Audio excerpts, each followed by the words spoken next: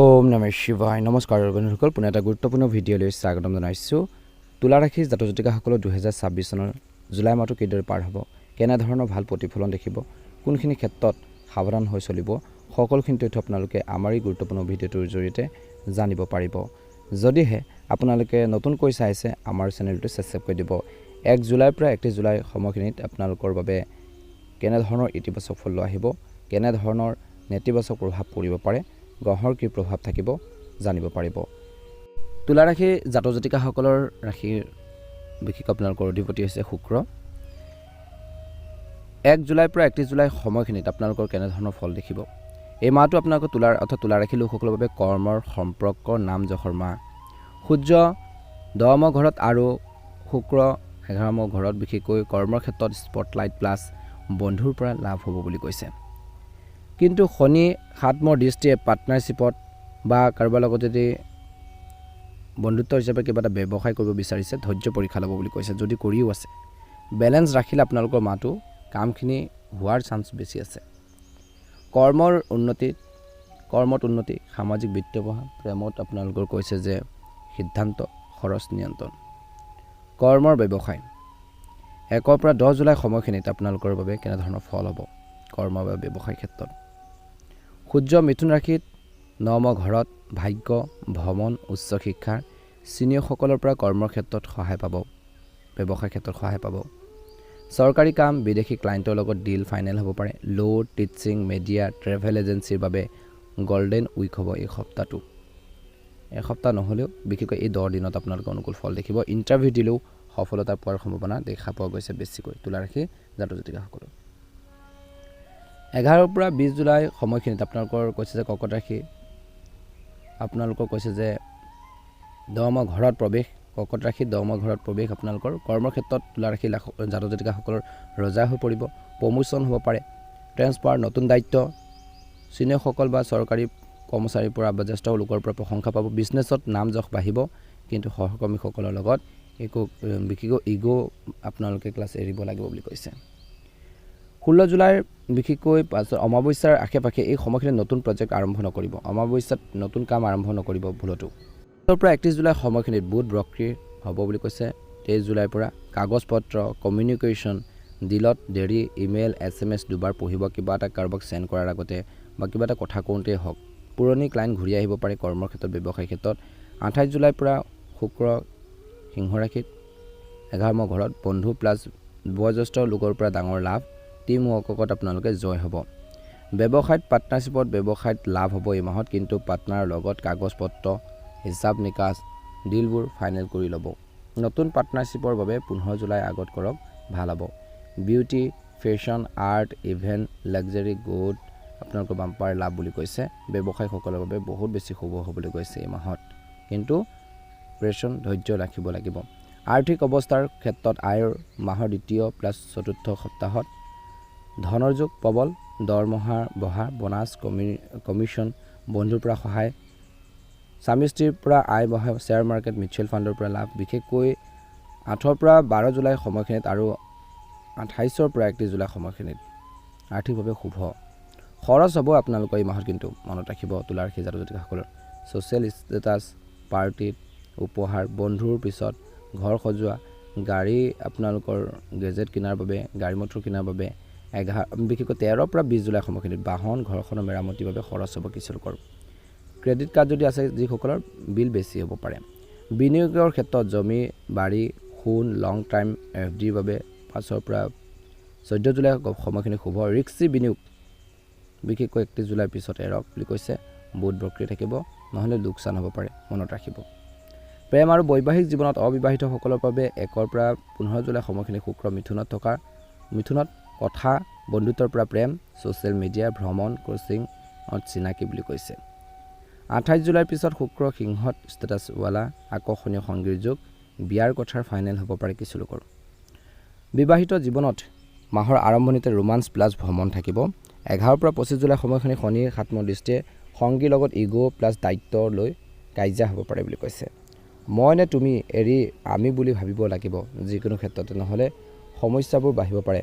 28 জুলাইৰ পিছত সম্পৰ্ক মিঠা হ'ব, সন্তানৰ পৰা সুখৰ খবৰ পাব। 9 জুলাই আৰু বিশেষকৈ 24 জুলাই সময়খিনিত প্ৰেমত ডাঙৰ সিদ্ধান্ত একেবাৰে নল'ব। এই দুটা দিনত ভুল বুজাবুজিবোৰ বেছি হ'ব পাৰে, কাৰোবাৰ প্ৰেম ভাঙিবও পাৰে, গতিকে অলপ সাৱধান হ'ব। তৰ্কৰ পেচাল সন্দেহে কিন্তু বেমেজালি সৃষ্টি কৰিব পাৰে। পাৰিবাৰিক আৰু সামাজিক জীৱনৰ কথা ক'বলৈ যাওঁতে পৰিয়ালত আপুনি মুখ্য ভূমিকা ল'ব। পিতৃ মাতৃ স্বাস্থ্য বা চিনিয়ৰসকলৰ লগত সম্পৰ্ক গুৰুত্ব দিয়ক বুলি কৈছে। জ্যেষ্ঠ লোকৰ লগত ভাই ভনীৰ পৰা সহায় পাব। ঘৰখনত মাংগলিক কাম, পাৰ্টিৰ যুগ, সামাজিক সন্মান, সমাজত আপোনালোকৰ সন্মান বাঢ়িব।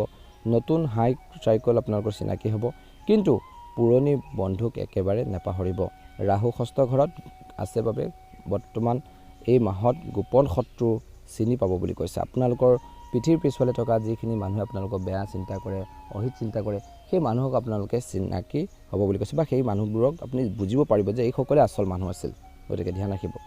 স্বাস্থ্যৰ দৃষ্টিকোণৰ পৰা কঁকালৰ সমস্যাৰ, কিডনীৰ সমস্যাৰ, হৰমনৰ সমস্যা, ছালৰ সমস্যা, ডায়েবেটিছৰ যিসকলৰ সমস্যা আছে সাৱধান হ'ব। ওজন বঢ়া, গতিকে ধ্যান ৰাখিব। বাহিৰৰ খাদ্য আপোনালোকে বেছিকৈ নাখাব এই মাহত। তুলা ৰাশি জাতক জাতিকাসকলে পেটৰ সমস্যা হ'ব পাৰে। 11 পৰা 20 জুলাই সময়খিনি মানসিক চাপ বেছি হ'ব, সাৱধান হ'ব লাগিব। 16 জুলাইত অমাৱস্যাৰ এই আশে-পাশে, বিশেষকৈ 31 জুলাই সময়খিনি বুধ বক্ৰীৰ আশে-পাশে বাহন সাৱধানে চলাওক। পানী বেছিকৈ খাওক বুলি কৈছে স্বাস্থ্যৰ ক্ষেত্ৰত। উপায় হৈছে পুৱা অনুলোম বিলোম কৰক, প্লাছ কপালভাতি কৰক, মিঠা কমকৈ খাওক, আপোনালোকে জুচ খাওক, কঁকালৰ ব্যায়াম কৰক। শুক্ৰবাৰে দৈ প্লাছ চাউল আপোনালোকে দান কৰিলেও ভাল প্ৰতিফলন দেখিব বুলি কৈছে তুলা ৰাশি জাতক জাতিকাসকলে। শিক্ষা আৰু প্ৰতিযোগিতাৰ ক্ষেত্ৰত ছাত্ৰ ছাত্ৰীসকলৰ বাবে উৎকৃষ্ট মাহ। কিন্তু এই মাহত যিসকলে পঢ়ি আছে, arts, design, media, management, civil ছাৰ্ভিচৰ পৰীক্ষাত সফলতা পোৱাৰ সম্ভাৱনা আছে, বা ট্ৰাই কৰাৰ সকলৰ বাবে বেষ্ট মাহ। 1 পৰা 15 জুলাই সময়খিনিত ৰিজাল্ট, কিছু লোকৰ এডমিশ্যন, ভাল খবৰ আহিব পাৰে। বুধ বক্ৰী 31 জুলাইৰ পৰা ৰিভিজনত মন দিয়ক, নতুন চেপ্টাৰ নল'ব। টিচাৰৰ আশীৰ্বাদ আপোনালোকে লওক, গুৰুৰ পৰামৰ্শ লওক, কেতিয়াও গুৰুক অপমান নকৰিব এই মাহত, মনত ৰাখিব। এই মাহত বুলিয়ে নহয়, আগলৈও মনত ৰাখিব। শুভ আৰু অশুভ তাৰিখ কেইটা হৈছে, শুভ তাৰিখ 3, 5, 8, 12, 14, 21, 28, 30। এই জুলাই মাহৰ এইকেইটা মাহ আপোনালোকৰ বাবে শুভ তাৰিখ বুলি কৈছে। নতুন কাম কৰিব পাৰে, আলোচনা কৰিব পাৰে, মাটি বাৰী হওক বা যিকোনো গুৰুত্বপূৰ্ণ সিদ্ধান্ত, যাত্ৰা, বিয়াৰ কথা, বিনিয়োগৰ বাবেও শুভ।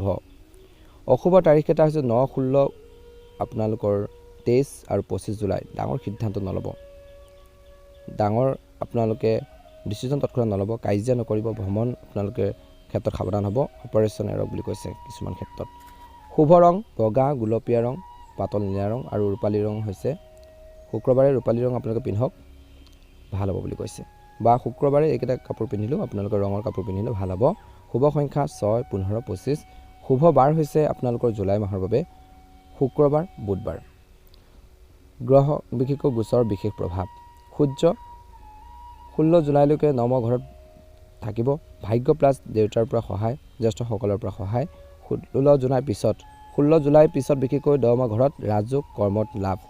শুক্ৰ 27 জুলাইলৈকে দশম ঘৰত কৰ্ম প্লাছ সৌন্দৰ্য, 28 জুলাইৰ পৰা 11 ঘৰত লাভ আৰু প্লাছ ইচ্ছা পূৰণ বুলি কৈছে। বুধ 23 জুলাইৰ পৰা বক্ৰী হ'ব, কমিউনিকেশ্যন এৰাল, বিশেষকৈ আপোনালোকৰ পুৰণি কাম শেষ কৰক। মংগল 12 ঘৰত খৰচ প্লাছ বিদেশ যোগ, কিন্তু খৰচ নিয়ন্ত্ৰণ কৰিব লাগিব। বৃহস্পতি 5 ঘৰত শিক্ষা, প্ৰেম আৰু সন্তানত শুভ। শনি 4 ঘৰত বিশেষকৈ ঘৰ প্লাছ মাৰ চিন্তা, কিন্তু প্ৰপাৰ্টিৰ যোগ। একে সময়তে 7 দৃষ্টিয়ে বৈবাহিক জীৱনত বা বিবাহিত ঘৰত সম্পৰ্কত ধৈৰ্য ধৰিব লাগিব। ৰাহু কেতুৰ এই সময়খিনিত শত্ৰু নাশ, কিন্তু স্বাস্থ্য আৰু খৰচত সাৱধান হ'ব লাগিব। মাহটো বিশেষ উপায় হৈছে, আৰু প্ৰতি শুক্ৰবাৰে মা লক্ষ্মীক বগা ফুল প্লাছ চাউল চেনি দি মা লক্ষ্মীক পূজা কৰক, ভাল হ'ব বুলি কৈছে। দৈনিক পুৱা সূৰ্য দেৱতাক অৰ্ঘ্য প্লাছ আদিত্য হৃদয়স্থ পাঠ কৰক, কামত বাধা নাহে, ভাল হ'ব। দান কৰিব পাৰে শুক্ৰবাৰে সৰু ছোৱালীক পাৰফিউম, বগা বস্ত্ৰ দান কৰক, আপোনালোকে মিঠাই দান কৰক। শনিবাৰে জোতা বা আপোনালোকে চেণ্ডেল দান কৰক বুলি কৈছে কোনো দুখীয়া মানুহক। বাস্তু অনুসৰি ঘৰখনৰ উত্তৰ পশ্চিম দিশটো পৰিষ্কাৰ কৰি ৰাখক, সুগন্ধি বস্তু ৰাখক। তুলসী গছৰ গুৰিত এগছি চাকি বন্তি জ্বলাবলৈ ডেইলি নেপাহৰিব, প্ৰতিদিনে জ্বলাব।